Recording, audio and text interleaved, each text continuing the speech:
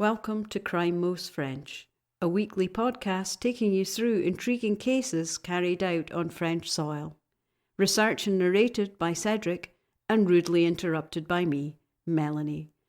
We're the true crime podcast All the Lions. Crack open le vin and let the mayhem commence. For this week's podcast, we're thinking of doing something a little bit different. Last week we were up in Paris, so we could go to an exhibition at the Pompidou Centre. And I suddenly thought, hang on a minute, hasn't there been a painting that's been stolen? Rather famously, in fact. So this week we're going to be looking at the theft of the Mona Lisa. This is a theft that occurred in August in 1911. For those of you who don't know, painting actually went missing for a whole 2.5 years. It just vanished into the ether. So what we're looking at this week is how it went missing, and probably more importantly, why it went missing and how it was found.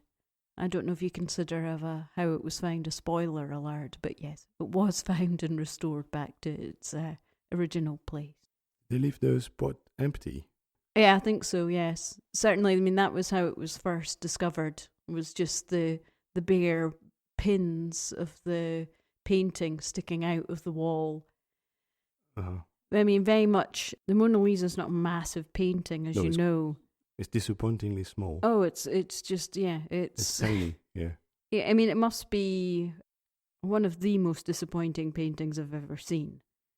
And just now when you go and see it, I mean, you cannot get anywhere you can't near it. No, you can't. You can barely see it. No, I mean, it's behind glass, then it's in a big box, clear box, and then I think behind there's a barrier. Then there's a barrier in front of it. And then there's a crowd. Yeah. Mm-hmm. Yeah, no, So you can't see it. Yeah, certainly when I went to see it in 1989, you could get a bit closer. But there's always huge crowds around about it, which I don't understand why. I remember seeing it when I was a kid. I don't even remember seeing glass. But there must have been. Yeah, no, there definitely would have been glass. You could get very close, yes. But I don't remember seeing any glass around it. But just that I don't remember right.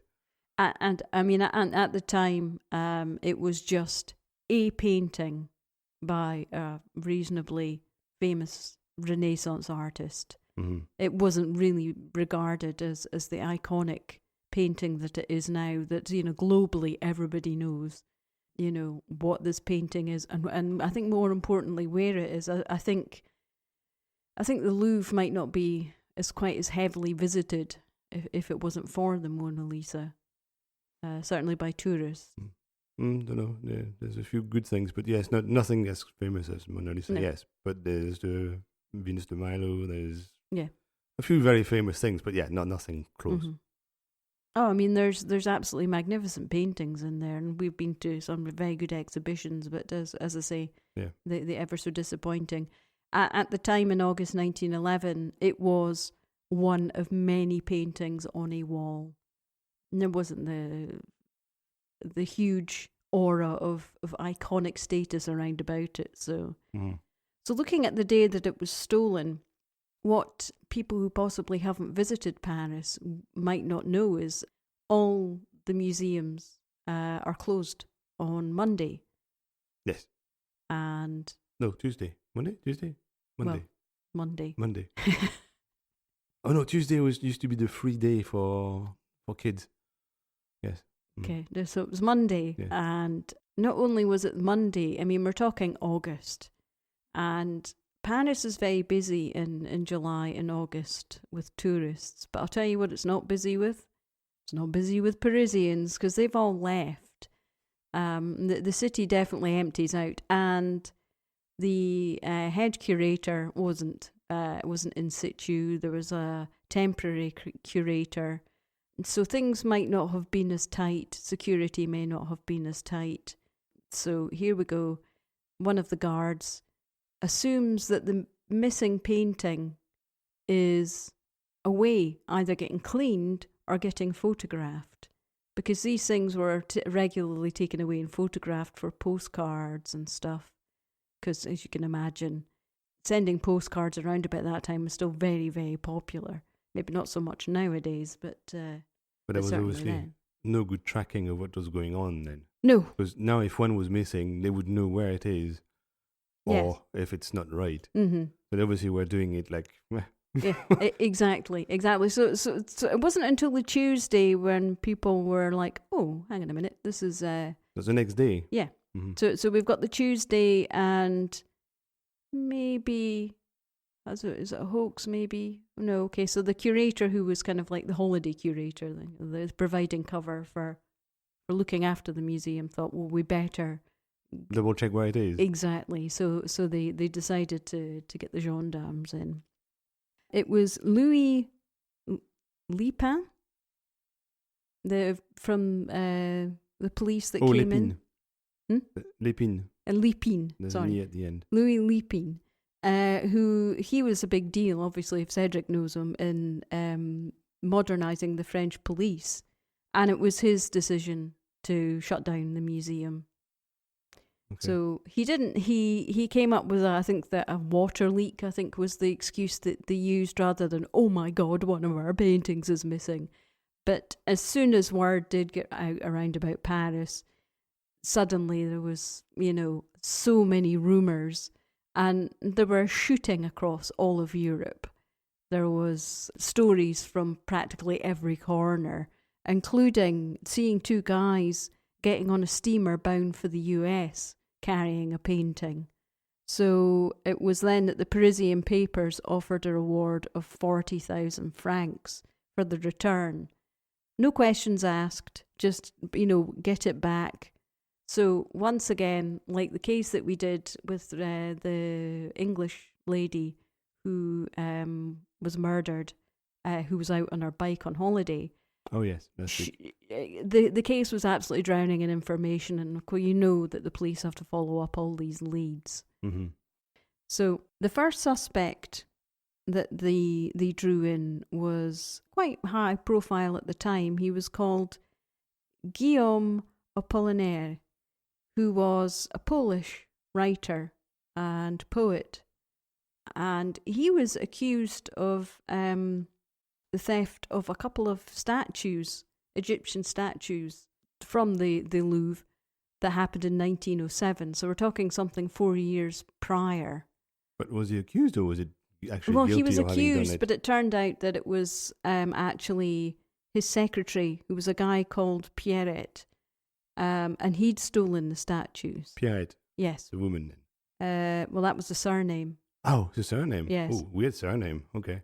I've never heard of that story about Apollinaire being accused of being a thief. Oh, yeah. Well, he was very quickly, he was held for the week.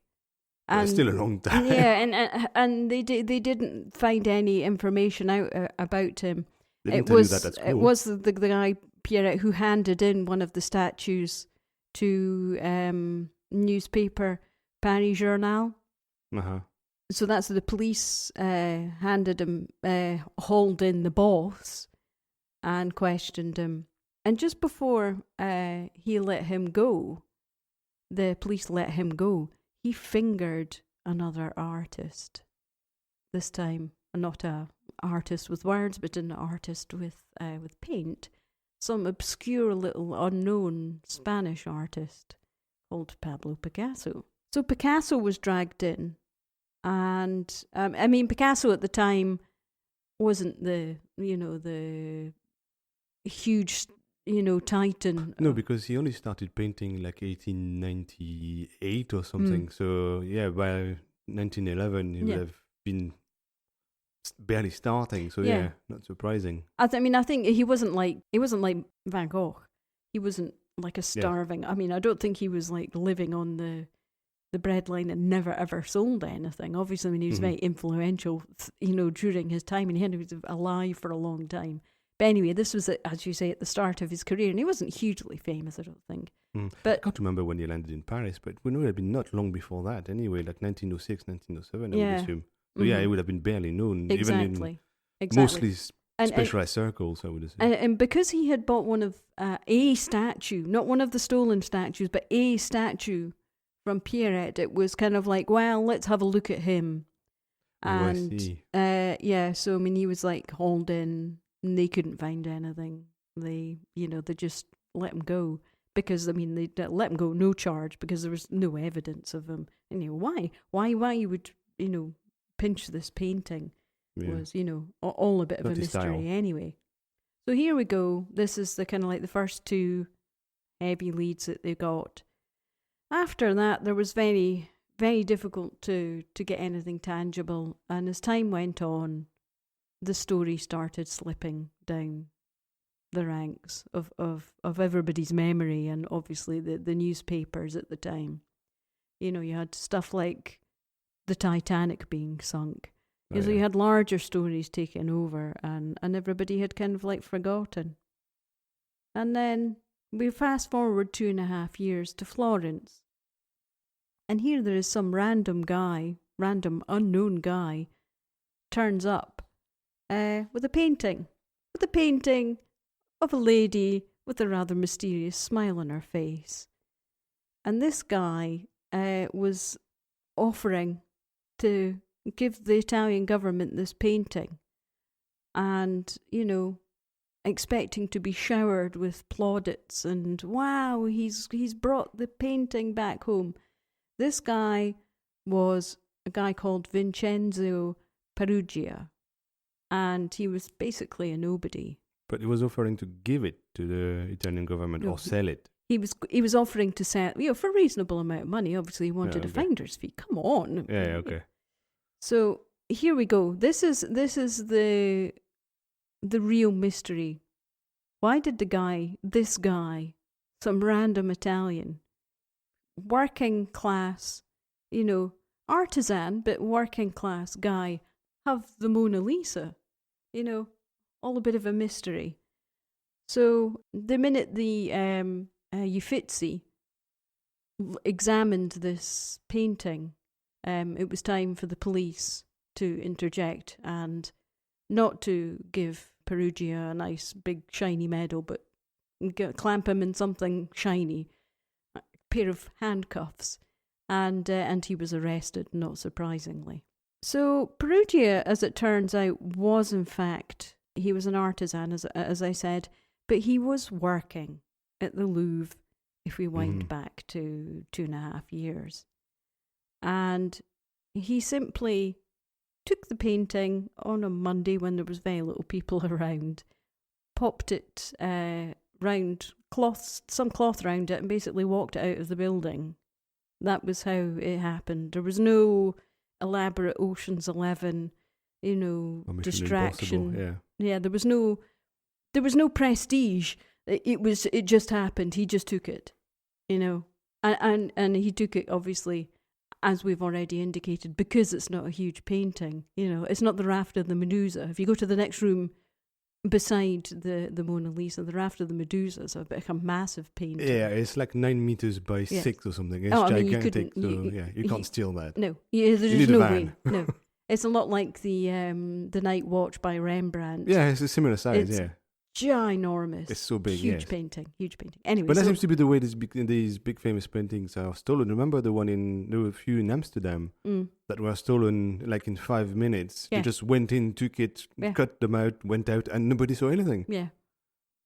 So if you want to buy something like the Scream or something, you order. You should have it stolen to order, and if it's an easy size, then The security doesn't seem to work. You don't even need to Thomas Crown affair it. It's reasonably easily done. But it still begs the question: why does some kind of like random guy want to steal that particular painting, and why does he want to give it back to Italy? Yeah, why would he want to sell it is difficult to know because it would be unsellable. Yeah. But why he would want to give it to the Italian government is interesting. Mm-hmm. His lawyers took the decision to have him psychologically evaluated because it was, such an unusual high-profile case, just to find out what the motivations were. And one of the very high-profile psychoanalysts of the time, one of the high-profile guys from Florence, Dr. Paolo Amaldi, sat down with him and, obviously did an evaluation of him. And he came to the conclusion that he was mentally deficient He deemed him to be simple, fragile, and foolish rather than being insane. And literally, the Italian for half-wit. Yeah, they used to use those words at the time. It's always funny when you see court cases and people are called dummies or idiots.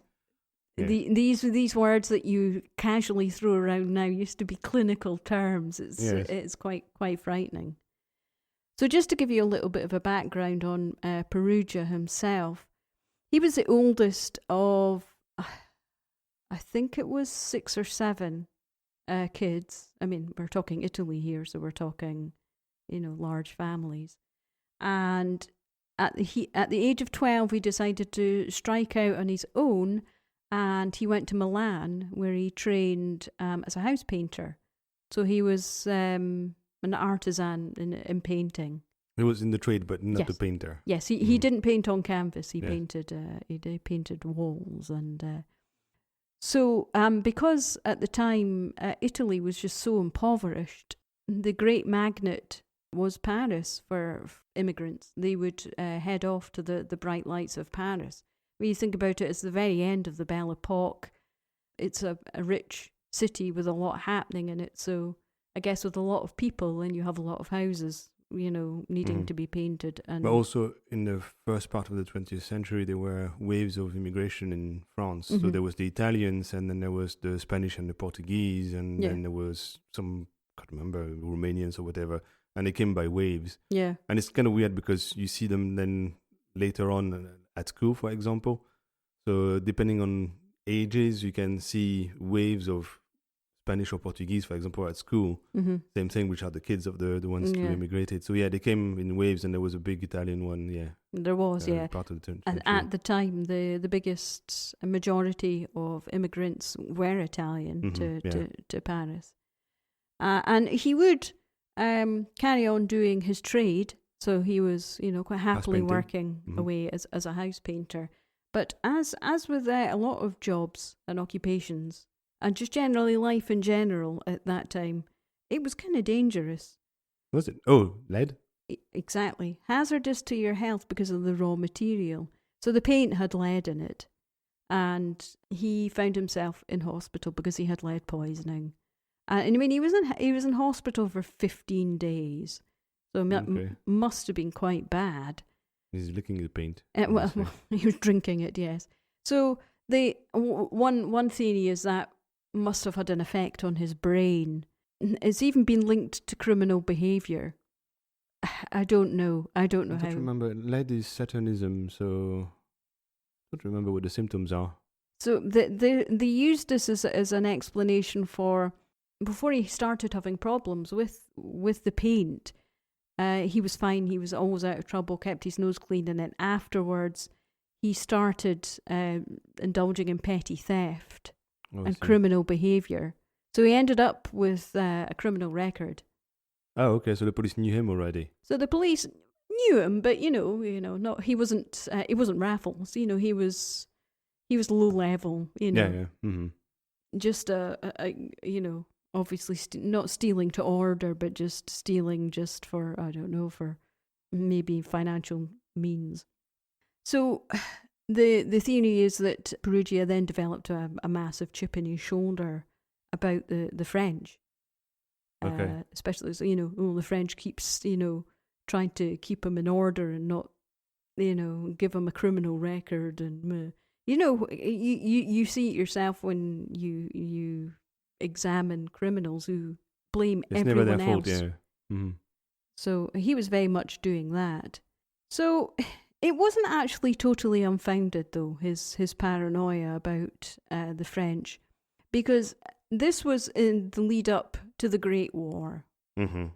And to the French, the Italians were very much with the enemy. Were they? I can't remember what side they were on. Mm-hmm. Forgot now. At that point, it very much looked like the Germans were, the Italians were going to be getting into bed with the Germans. Okay. So the French weren't incredibly friendly towards the Italians. I see. And also for him particularly, it's very much the case of when immigrants move to a new country and you hear of joking tales of, janitors in the US who have got degrees in physics and stuff like that. You know, he felt his master class artisanal skills were treated very much at a second tier level. And he actually worked with people who referred to him as dirty macaroni. Okay. You know, so very, very derogatory. And he suddenly started becoming very patriotic. You know, okay. It's just, you can almost understand why. This is when we see Perugia then starting to be in the employ of the Louvre. And he wasn't actually working as a painter at the time. He was working with glass as a glazier. And it was because not only does the building itself have a lot of windows, but the museum had suffered in the last couple of years people who were mentally unsound, who were probably deemed to be half-wits, slashing the canvases of a couple of the paintings. So the museum undertook the task of putting all of the paintings under glass. All of them? Yeah. Wow. Yeah, and Cedric will tell you why.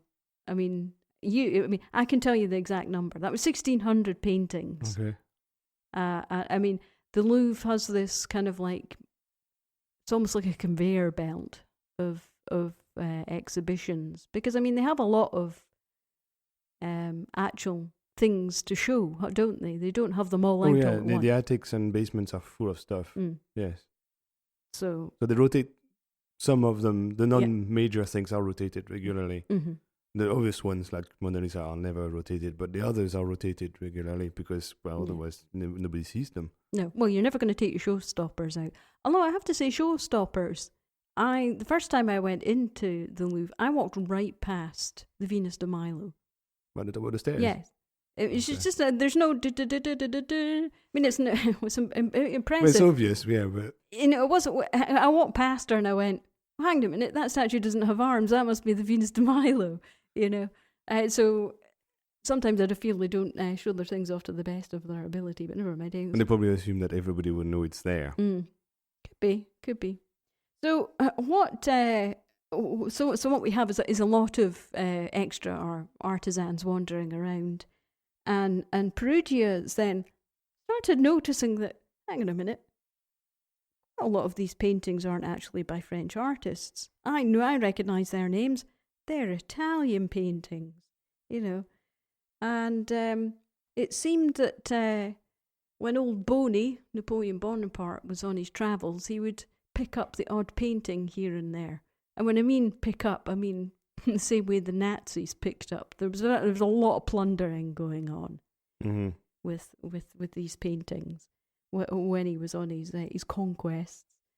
So Perugia, as well as being called a dirty macaroni, that was kind of like adding to this whole nationalistic feel, this patriotic. It got to his heart that all of his countrymen's art was being displayed in another country. So this was still kind of like brewing, and it was making him feel very annoyed. And that was kind of like the tipping point for him. So he decided he's going to take back some of his work back, some of his countrymen's work back to where it belonged, back home to Italy. So that's when he thought, right, I'm going to do it. So normally there are 166 guards in 1911 on the day when the museum was open. But that went down to 16. 16? 16. 10% of the normal number. On Mondays. Now, the Louvre is huge. Oh yeah, you can't walk it in a day. It is massive. I cannot even describe. I mean, there are whole wings I've not even been in, and I've been a few times. If you're coming to Paris and you've only got a long weekend, I would not recommend. Go to the building. Don't bother going in. Especially never ever go by the pyramid. That's the one with the biggest queues. Go by a side entrance. But I mean, for 16 people to guard that building, Even But though at the there's same time, nobody they in were it. assuming all the doors would be locked and everything, Yeah. so nobody should be able to get in. Yeah, but it's just insane. Yeah. So here we have the 16 people. So this is why he managed to do it so easily. Mm-hmm. He went in by his normal entrance, and he walked up, decided, there we go, the Mona Lisa will be easy enough to steal.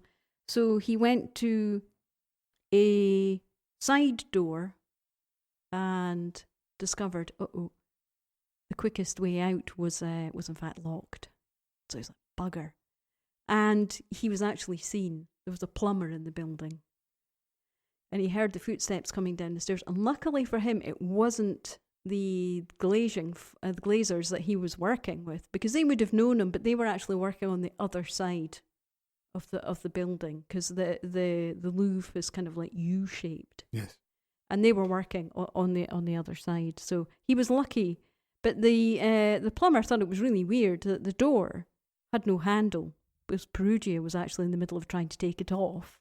So the plumber just let himself out and didn't really think that much more of it. So what Perugia then did was he decided to take the painting out of the frame, leave it on the stairs, just in with another load of kind of like other frames and canvases, and just go out the way that he came in. And luckily for him, he didn't see anyone. And that was the perfect crime.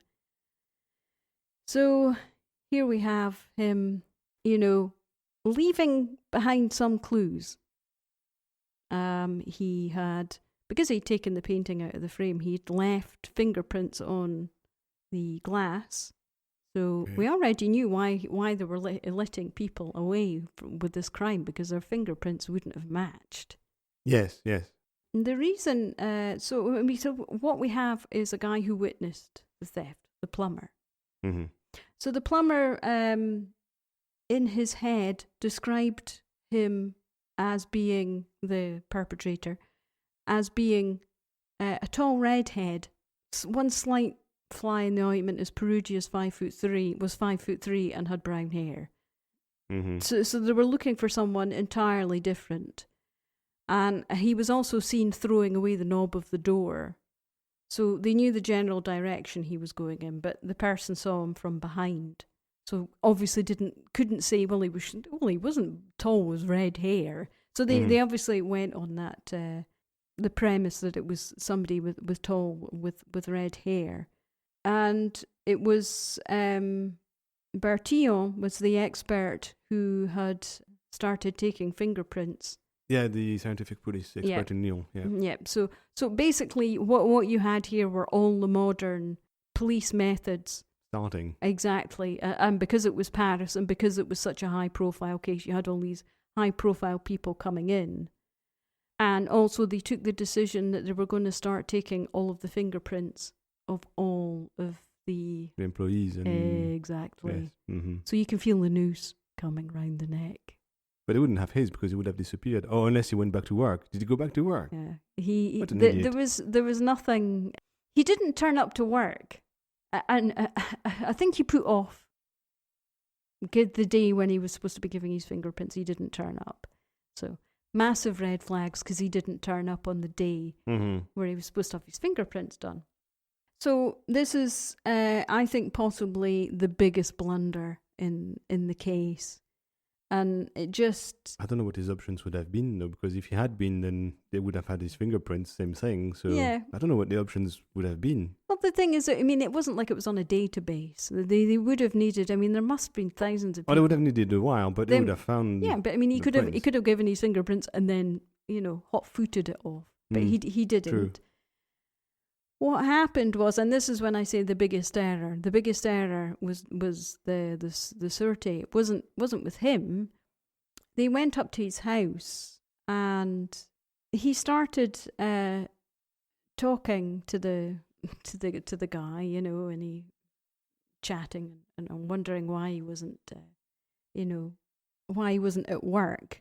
And all the time when he was talking to him, there was a cupboard. And in that cupboard was all his wood for the fire. And behind the wood for the fire, because was a board. And on this board, if you turned around the board, was the painting. Because Da Vinci painted not on canvas, but on board. So the guy from the Surete obviously got chatting, completely forgot to take his fingerprints. He forgot to take his fingerprints. He forgot to take his fingerprints. And also, he obviously just said he wasn't there on the Monday. Forgot to take his fingerprints. And he was standing less than 2 or 3 meters away from this painting. And that was it. So that was as close as the Surete got. But they got so close to the actual painting itself and the actual thief. But let him... Clearly idiots. Okay. Oh, totally. That was such a blunder. Such a blunder. And the reasoning behind why wasn't he more heavily fingered was because of the profiling that was done at the time with the French police, that they had 2-tier kind of... criminals. Yeah, 2-tier criminals in their head. They had what Perugia was, thief and... opportunistic thief, not thieving for a living, but you just supplementing. And then you had as I referred to, something like Raffles, the gentleman thief, the stealing the high profile stuff, very much of fiction.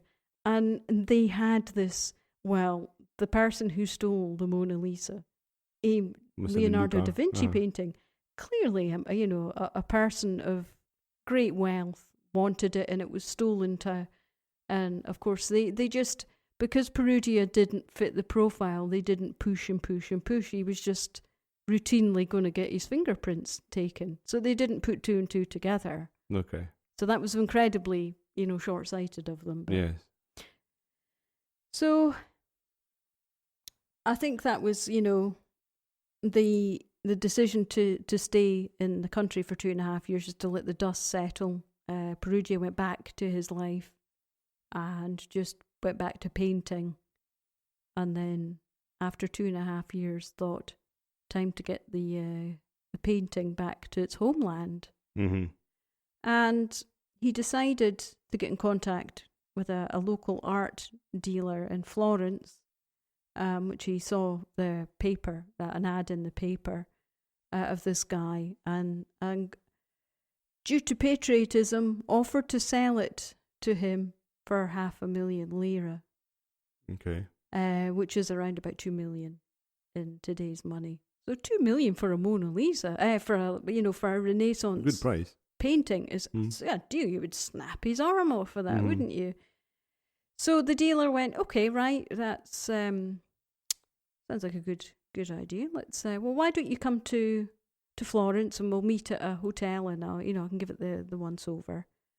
And here we have this wee kind of like grubby workman turning up with this, La Gioconda, just lady looking very mysterious, this flawless painting. And the guy decided to, let's take it to the Uffizi. He had bought somebody from the Uffizi with him. And they thought, right, this is close enough to warrant a proper investigation. So he decided to let them take the painting away. Perugia decided to let these guys take this painting away so they could, obviously verify that it was real.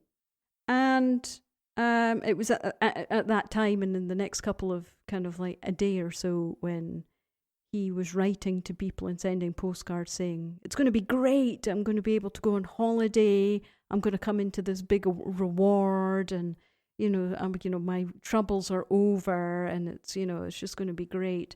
So of course he turns up at the Uffizi, and that's when we know he was arrested. So that's the thing, he took this painting and he thought he was doing such a great noble thing. But here's the giant spoilers, and here's what Cedric has been sitting on the whole time, and I'm quite proud of him for not saying it.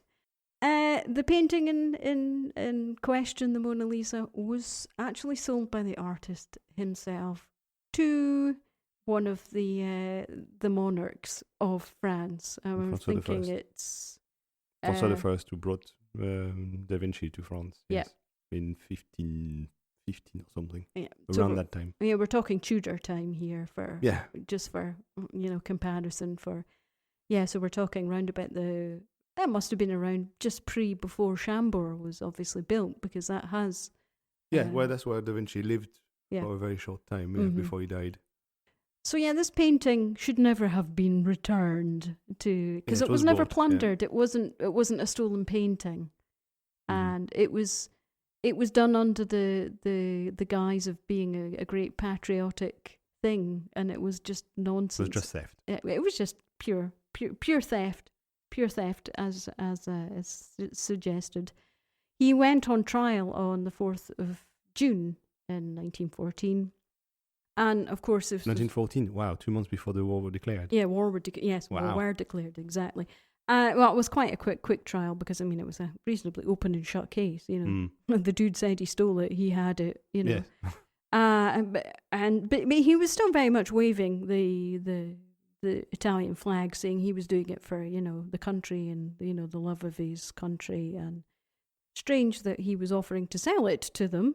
Mm-hmm. And it turns out that art dealer in London actually also claimed to have been approached by an Italian guy, but thought, that smells a bit, but didn't touch it. To which Perugia was like, when he would never sell it to a dirty Englishman. How dare he suggest that? No, if he approached one seller, I'm sure he approached more than one. So with the psychological report and the defence that he was, possibly touched in the head because of the old lead and stuff, he was eventually found guilty and sentenced to a year and 15 days. Well, it kind of makes sense, because he's only guilty of having stolen something. That's it. Yeah. It's not like he didn't kill anyone. He didn't stab anyone.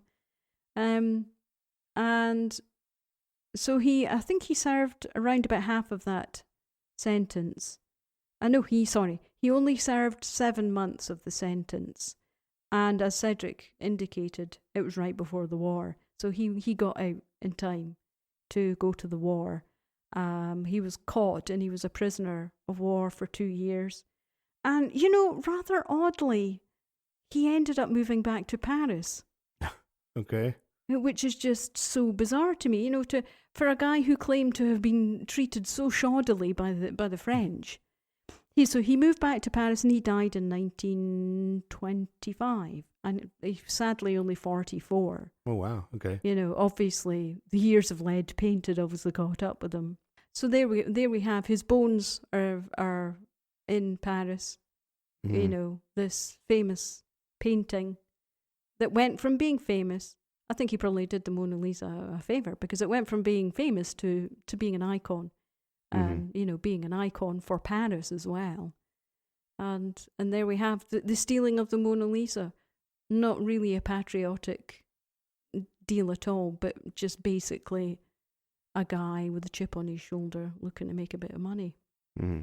And I have to say, most of the information I had comes from a really great documentary that you can find on the on YouTube. So it's free.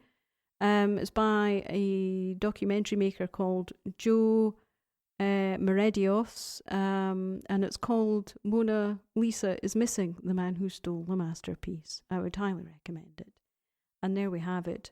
Sometimes a painting is just worth stealing, and when you got to have it, you got to have it.